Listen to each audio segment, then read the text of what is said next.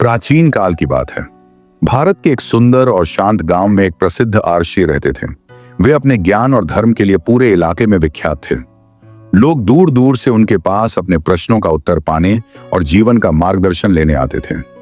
आर्षी का जीवन सरल था, लेकिन उनकी वाणी में ऐसी गहराई और समझ थी कि हर कोई उनसे प्रभावित हो जाता था।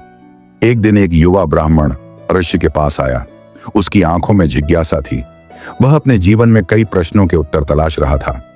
उसने आर्षी के चरणों में प्रणाम किया और बोला, गुरुदेव, मुझे यह समझ नहीं आता कि संसार में सबसे अच्छा दान कौन सा है। कुछ लोग कहते हैं अन्न दान सबसे अच्छा है, तो कुछ कहते हैं ज्ञान दान, लेकिन मैं सच्चाई जानना चाहता हूं। कृपया मुझे मार्गदर्शन दें। ऋषि मुस्कुराए और बोले, वत्स, इस प्रश्न का उत्तर देने से पहले तुम्हें एक कार्य करना होगा। इस गांव में घूमो और देखो कि लोग किस प्रकार दान करते हैं। ध्यानपूर्वक उनका व्यवहार समझो और फिर मेरे पास आकर बताओ, तभी मैं तुम्हारे प्रश्न का उत्तर दे पाऊंगा। युवक ने आर्षी की बात मानी और गांव के विभिन्न हिस्सों में घूमने लगा। उसने देखा कि कुछ लोग मंदिरों में अन्न और धन का दान कर रहे थे। कुछ लोग गरीबों को वस्त्र बांट रहे थे। कई लोग तो केवल दिखावे के लिए दान कर रहे थे, ताकि समाज में उनकी प्रतिष्ठा बनी रहे। कई दिनों तक गांव में घूमने के बाद युवक आर्षी के पास लौटा। उसने नम्रता से कहा, गुरुदेव, मैंने देखा कि लोग अन्न, वस्त्र और धन का दान करते हैं। कुछ लोग इसे सच्चे दिल से करते हैं, जबकि कुछ केवल दिखावे के लिए। लेकिन मैं अब भी नहीं समझ पाया कि इनमें से सबसे अच्छा दान कौन सा है।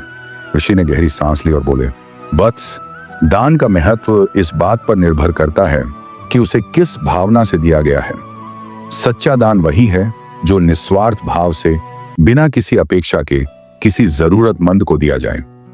इसे समझने के लिए मैं तुम्हें एक कहानी सुनाता हूं। यह कहानी एक श्रापित कुत्ते की है, जो किसी समय का राजा था। बहुत समय पहले एक घना जंगल था।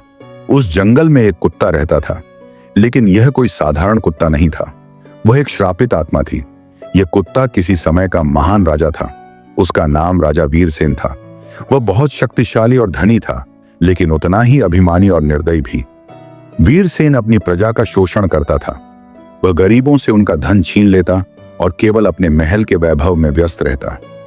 एक बार एक वृद्ध ऋषि अपनी यात्रा के दौरान राजा के महल में आए। उन्होंने राजा से निवेदन किया, राजन, मैं एक तपस्वी हूं, कृपया मुझे कुछ अन्न दान करें। लेकिन राजा वीरसेन ने अर्षि का मजाक उड़ाया और उन्हें महल से बाहर निकाल दिया। अपमानित अर्षि ने राजा को श्राप दिया, तुम्हारा अभिमान तुम्हें ले डूबेगा। तुम्हें अपने पापों का फल भुगतना होगा।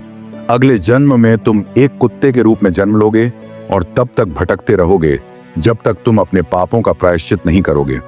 श्राप के प्रभाव से राजा वीरसेन अगले जन्म में कुत्ता बन गया। वह जंगल में अकेला और भूखा भटकता रहता। गांव के लोग उसे पत्थर मारते और उसे गालियां देकर भगा देते।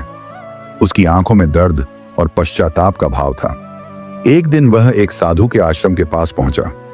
साधु ने उसकी हालत देखी और उसे पानी और भोजन दिया।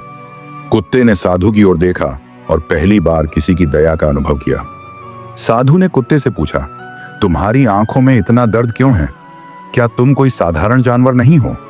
कुत्ते ने दुखी स्वर में कहा, महात्मन, मैं एक अभागा राजा था। मैंने अपने जीवन में केवल पाप किए, गरीबों को सताया, राशियों का अपमान किया और अपनी प्रजा का शोषण किया।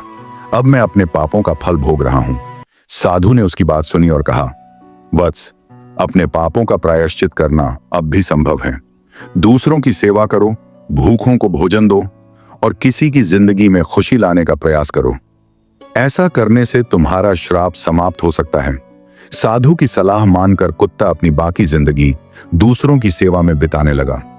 वह जंगल में भूखे जानवरों को खाना खिलाता, नदी के किनारे प्यासे पशुओं को पानी पिलाता और जो भी थोड़ा बहुत कर सकता करता। धीरे धीरे उसकी सेवा भावना से लोगों का नजरिया बदलने लगा। गांव के लोग उसे पत्थर मारने के बजाय उसे प्यार करने लगे। एक दिन जब कुत्ता एक भूखे बच्चे को भोजन देने के लिए अपने हिस्से का खाना छोड़ रहा था, तो अचानक एक दिव्य प्रकाश प्रकट हुआ।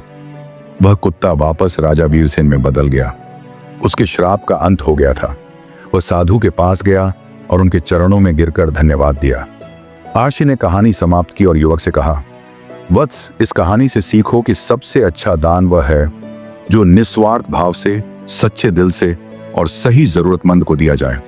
अन्न, वस्त्र, धन ये सब केवल माध्यम हैं, लेकिन दान का असली उद्देश्य है किसी की पीड़ा को कम करना और उसे खुशी देना। यही सच्चा दान है। युवक को अपने प्रश्न का उत्तर मिल चुका था। उसने आरक्षी को प्रणाम किया और अपने जीवन में सच्चे दान का मार्ग अपनाने का निश्चय किया।